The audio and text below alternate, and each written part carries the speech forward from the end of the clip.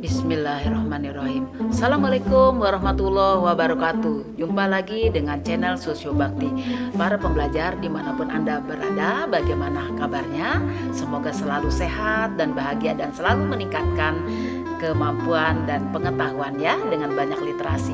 Para pembelajar, kita sudah sampai materi kita tentang kearifan lokal pada bagian yang ketiga. Nah, fokus kita ini adalah akan membahas tentang bagaimana strategi pemberdayaan komunitas. Di sini juga kita akan menyinggung tentang kepemilikan lokal dan bagaimana peran serta masyarakat. Nah, kita akan melihat sekarang yaitu tentang apa yang menjadi tujuan pembelajaran kita pada kesempatan ini.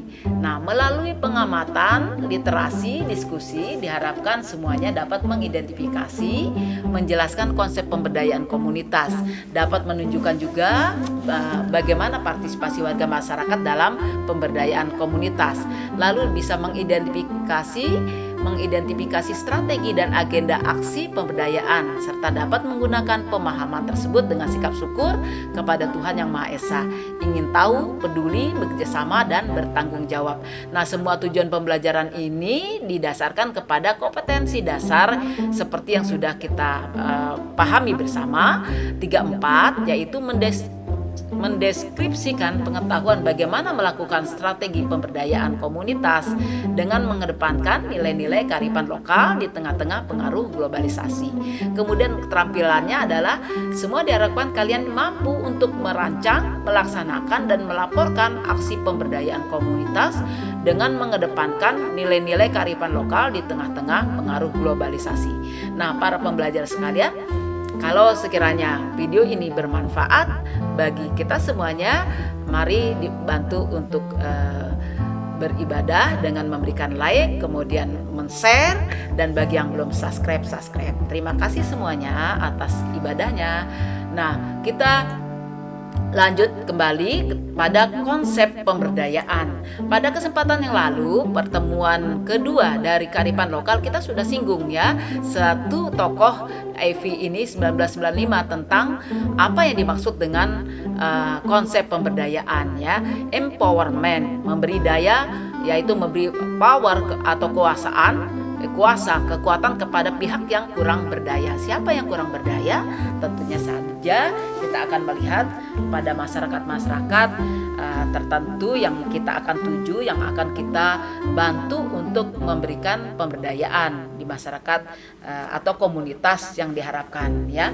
Kemudian berikutnya ada tokoh dari Robinson 1994 bahwa konsep pemberdayaan itu adalah proses pribadi dan sosial, suatu pembebasan kemampuan pribadi ya, kompetensinya, juga kreativitasnya, dan kebebasan dalam bertindak.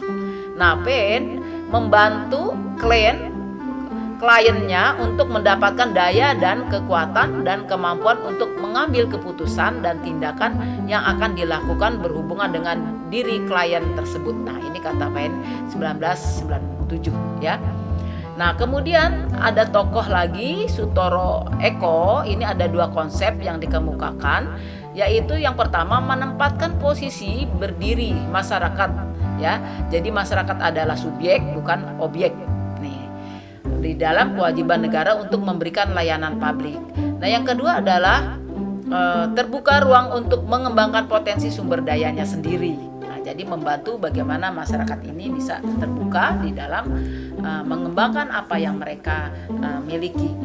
Nah, kemudian dari Permendagri RI nomor 7 2007 bahwa yang dimaksud dengan pemberdayaan adalah strategi yang digunakan dalam pembangunan masyarakat untuk mewujudkan kemampuan dan kemandirian masyarakat berbangsa dan bernegara.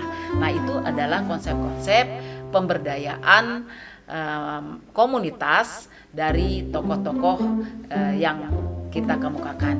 Nah, para pembelajar sekalian, kita ringkas dari apa yang sudah pernah kita sampaikan agar materi ini menjadi terkait dengan apa yang sudah kita bicarakan tentang kearifan lokal dalam kaitannya dengan strategi pemberdayaan komunitas.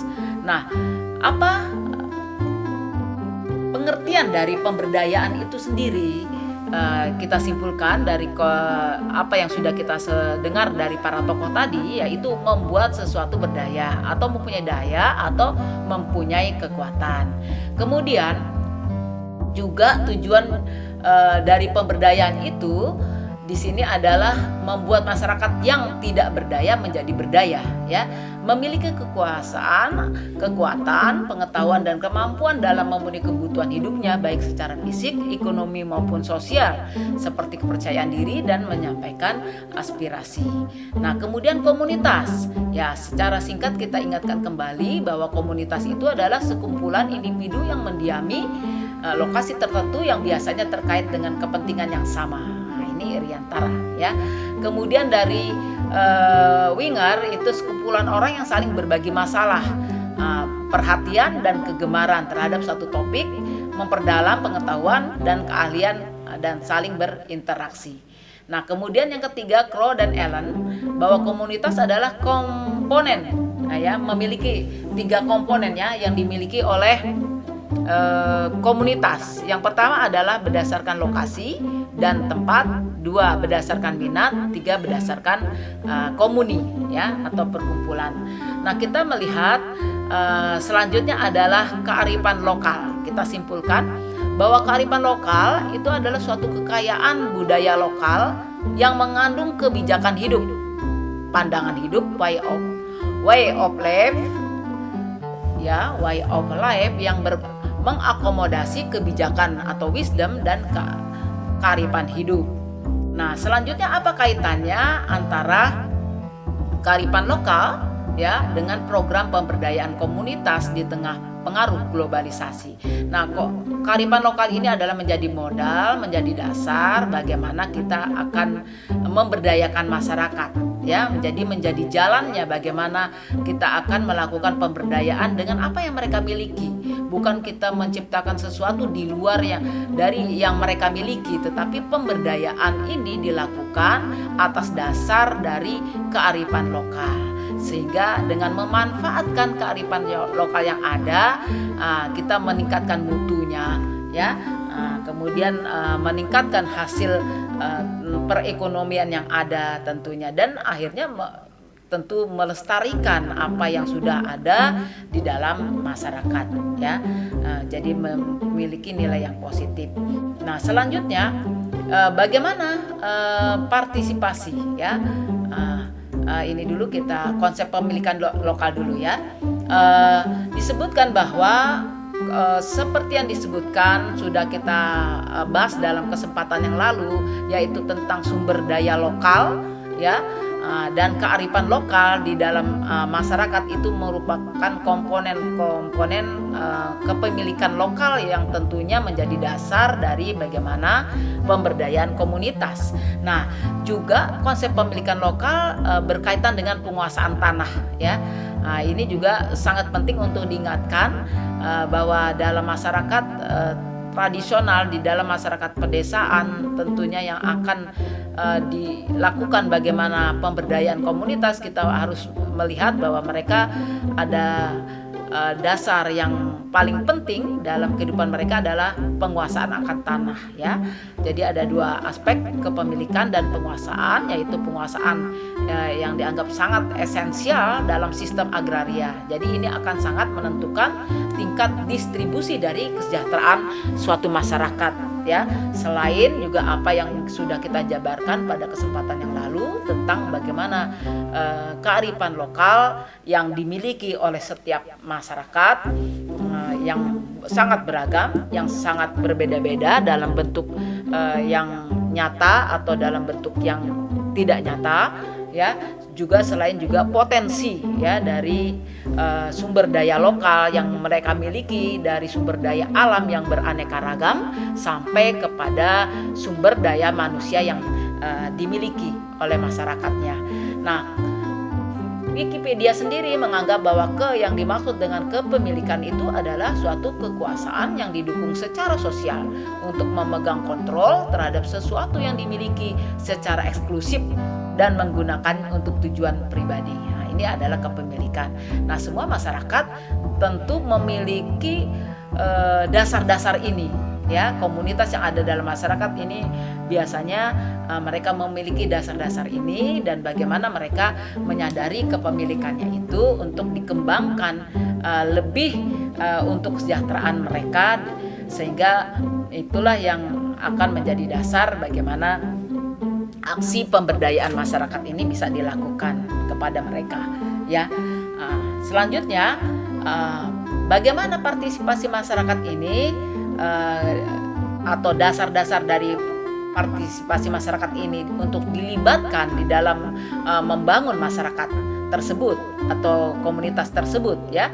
Jadi karena yang pertama adalah tentu masyarakat itu paling tahu tentang lingkungan ekonomi, ya, lingkungannya di sekitarnya itu paling tahu mereka apa yang mereka butuhkan, ya, apa yang mereka inginkan untuk lebih maju di dalam kebutuhan ekonominya, ya, di dalam pembangunan, ya, pembangunannya begitu. Kemudian masyarakat juga harus dilibatkan karena mereka itu lebih tahu akan apa yang menjadi sebab dan akibat dari apa yang akan dilakukan jika dilakukan solusi-solusi untuk mengatasi permasalahan yang ada. Jadi mereka paling tahu, ya. Jadi mereka tentu punya pilihan-pilihan apa yang terbaik untuk dibantu atau dikembangkan untuk mereka. Itulah partisipasi masyarakat yang dibutuhkan, sehingga juga mereka akan mampu memanfaatkan SDA, sumber daya alam yang dimiliki, dan SDM, sumber daya manusia yang dimiliki. Nah, inilah bagaimana partisipasi masyarakat dan dasar-dasar mengapa mereka dilibatkan di dalam aksi pemberdayaan masyarakat tersebut, ya. Kemudian selanjutnya, bentuknya apa partisipasi masyarakat itu, para pembelajar? Nah, di sini ada pikiran, tenaga, dan harta. Nah, di dalam strategi dari pemberdayaan komunitas itu selalu akan ada 3 tahapan yang harus dilalui, ya, yang harus dilaksanakan, yaitu adalah ada perencanaan, pelaksanaan, dan penilaian. Nah, inilah bentuk partisipasi masyarakat, yaitu dilibatkan dalam bentuk-bentuk mereka ini dalam bentuk pikiran, semua di dalam kegiatan dari perencanaan, pelaksanaan, dan penilaian. Juga bentuknya bisa tenaga, juga bisa harta. Ini adalah bentuk partisipasi masyarakat di dalam semua dari proses pemberdayaan ini, ya, dari perencanaan, pelaksanaan, dan penilaian. Nah, terus bagaimana manfaat? Apa saja manfaat dari pemberdayaan komunitas ini, ya? Nah, manfaat yang diharapkan dari adanya pemberdayaan komunitas yaitu peningkatan kesejahteraan dalam waktu panjang yang berkelanjutan. Nah, kemudian peningkatan penghasilan, ya, penghasilan dari masyarakat, ya, perbaikan kehidupan komunitas di masyarakat dan kelompok berpenghasilan kecil. Lalu peningkatan penggunaan sumber-sumber pengembangan secara efisien dan efektif, ya, dari apa yang mereka miliki, ya. Misalnya mereka memiliki satu lahan perkebunan yang kurang produktif. Nah, bagaimana dikembangkan untuk lebih bisa meningkatkan efisien dan efektifnya dari perkebunan yang mereka miliki, ya.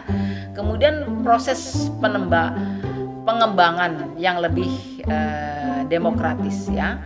Nah, jadi ini ada proses pengembangan yang lebih demokratis dari masyarakat, karena kita mengikut sertakan tadi, ya, mengikut sertakan peran masyarakat di dalam semua kegiatannya, ya, dari mulai perencanaan, pelaksanaan, sampai pada evaluasi atau penilaian.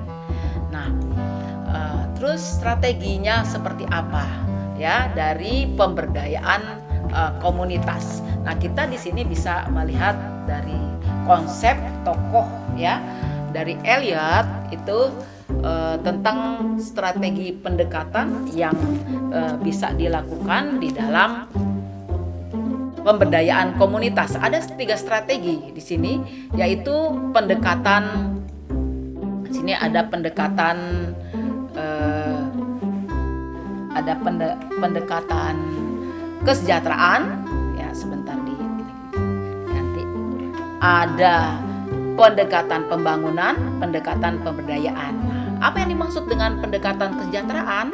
Nah, pendekatan kesejahteraan itu adalah memiliki tujuan langsung, ya. Biasanya ini dilakukan ketika ada sebuah komunitas atau masyarakat yang mengalami masalah, misalnya bencana misalnya. Ini biasanya akan dibantu secara langsung, terjun langsung, ya.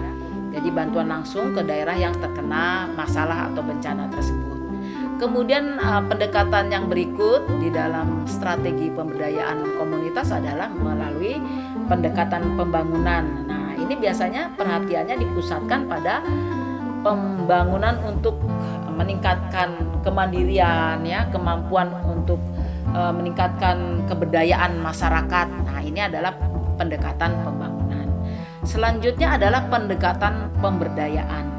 Nah, di sini pendekatan pemberdayaan ini biasanya melalui kegiatan-kegiatan pelatihan, ya, kepada masyarakat untuk mengatasi ketidakberdayaan, ya, khususnya di bidang ekonomi. Jadi bisa karena akibat dari kemiskinan, ya, atau proses dari politik, ya, politik yang ada seperti itu. Nah, selanjutnya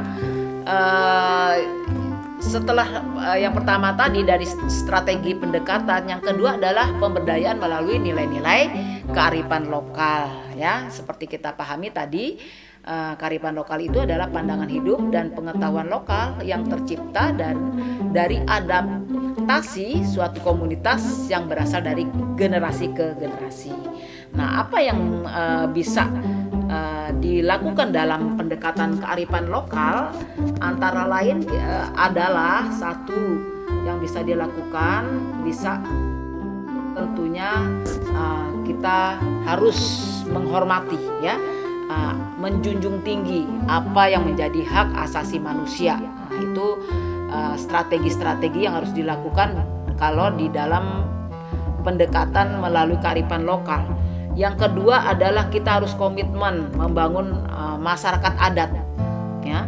Ketiga tentunya adalah di sini tanggap kepada isu pelestarian lingkungan, ya. Jadi jangan sampai melakukan mendesak misalnya komunitas asli dari suatu masyarakat, ya. Juga jangan sampai melakukan eksploitasi sumber daya alam yang berlebih-lebihan. Kemudian pemberdayaan melalui nilai-nilai kearifan lokal itu juga bisa dilakukan dengan menghindari adanya diskriminasi dalam masyarakat, ya. Kemudian yang kelima bisa dengan mengaitkan kearifan lokal dengan program-program kebijakan kegiatan dalam pemecahan masalah-masalah sosial di masyarakat, ya. Nah, itulah para pembelajar strategi dari pemberdayaan komunitas jikalau kita semuanya ingin bagaimana melakukan aksi pemberdayaan, ya. Nah, di sini strateginya, agendanya dari pemberdayaan itu seperti tadi sudah disebutkan melalui perencanaan, pelaksanaan dan penilaian, ya. Perencanaannya yaitu sosialisasi dulu yang harus dilakukan kepada masyarakat, misalnya apa yang akan dilakukan melalui pelatihan-pelatihan. Nah, kemudian pelaksanaannya yaitu bagaimana keikutsertaan masyarakat, lalu akhirnya melakukan penilaian, yaitu evaluasi sejauh mana program yang dilakukan telah berhasil. Nah, ini tentunya waktunya tergantung dari apa yang akan dilaksanakan, pelatihan-pelatihan apa yang akan dilaksanakan, kegiatan-kegiatan apa yang akan dilaksanakan, ya. Nah, akhirnya kita akan melihat contoh yang bisa digambarkan yang pernah ada di dalam kegiatan pemberdayaan berbasis kearifan lokal, ya, di dalam masyarakat. Nah, yang pertama kita melihat di sini adalah yaitu program nasional pemberdayaan masyarakat mandiri ya. Biasanya ini fokusnya kepada pengentasan kemiskinan.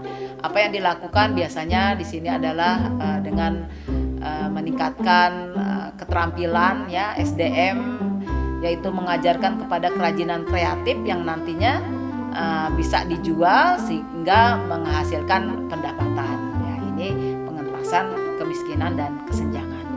Kemudian contoh yang bisa kalian cari bagaimana aksi dari pemberdayaan berbasis kearifan lokal adalah yang dilakukan oleh LSM. Pernah dengar ya kata LSM, Lembaga Swadaya Masyarakat. Nah, apa yang dilakukan di sini adalah tentang masalah-masalah publik, mulai dari yang terkecil hingga masalah yang besar ya. Misalnya memberi bantuan advokasi tentang masalah-masalah yang ada di dalam masyarakat ya. Situ fokus terhadap masalah publik dan independen. Jadi apa sih yang disebut dengan LSM? Barangkali itu adalah organisasi yang didirikan ya oleh bisa perorangan atau kelompok yang secara sukarela memberikan pelayanan kepada masyarakat umum tanpa bertujuan untuk memperoleh keuntungan ya. Jadi ini memang perannya biasanya membantu dalam penyaluran bantuan ya, dana, jasa ya, membantu kegiatan ya, edukasi sosial, membantu mengumpulkan data-data tentang bagaimana perencanaan sosial ya. Itu jadi LSM ini biasanya adalah sebagai tempat untuk memberikan aspirasi ya, memberdayakan komunitas ya, memberikan keterampilan bisa juga ya, atau pelatihan kepada masyarakat, juga membangun potensi yang ada dalam masyarakat. Nah, akhirnya contoh yang ketiga itu adalah penetapan lingkungan pemukiman berbasis komunitas atau PLBBK ya. PLBBK ini adalah yang dilakukan, contohnya adalah pembangunan sosial dan ekonomi ya, pembangunan sosial dan ekonomi. Nah, demikian para pembelajar sekalian, contoh dari aksi pemberdayaan. Kalian bisa mencari literasinya ya tentang berbagai kegiatan yang ada dalam masyarakat yang bisa nanti dijadikan dasar ketika kalian semuanya berkesempatan untuk bagaimana merancang ya, kalau kalian diminta untuk melakukan aksi tentang pemberdayaan berbasis kearifan lokal ya. Kalau di kampus dia mahasiswa ini pernah ada contoh pemberdayaan komunitas pada masyarakat Kampung Naga ya. Di sini yaitu mahasiswa dari Institut Teknologi Bandung ITB. Nah, dengan pendekatan kearifan lokal, yaitu di sini masyarakat Kampung Naga terkenal dengan pembangunan arsitekturnya dari sebagian besar rumah-rumah adatnya itu dari bambu ya. Ini diberdayakan bagaimana caranya bukan merubah arsitektur dengan bahan lain, tetapi bagaimana supaya bambu-bambu yang digunakan atau alat-alat yang digunakan di dalam arsitektur ya, dan peralatan-peralatan yang ada itu bisa lebih tahan lama dengan tentunya adalah memadukan antara apa yang ada di dalam adat ya, kemampuan lokal yang dimiliki ya, sumber daya lokal yang dimiliki oleh masyarakat Kampung Naga, juga dengan bagaimana keterampilan yang dimiliki oleh para mahasiswa. Nah, ini jadi proses perancangan desain ya oleh tim riset dalam program studi arsitektur di sini. Nah, ini akhirnya diharapkan warisan kearifan lokal ini tetap terjaga, karena nanti bagaimana diharapkan ini bisa awet ya, bertahan dengan formula yang dilakukan. Nah, itulah contoh yang bisa diberikan untuk bagaimana aksi pemberdayaan komunitas yang dilakukan oleh masyarakat. Nah, terima kasih semuanya para pembelajar sekalian, bisa lebih mengembangkan. Semoga kalian juga nanti bisa punya aksi-aksi pemberdayaan komunitas. Sampai jumpa dalam kesempatan yang akan datang. Wassalamualaikum warahmatullahi wabarakatuh.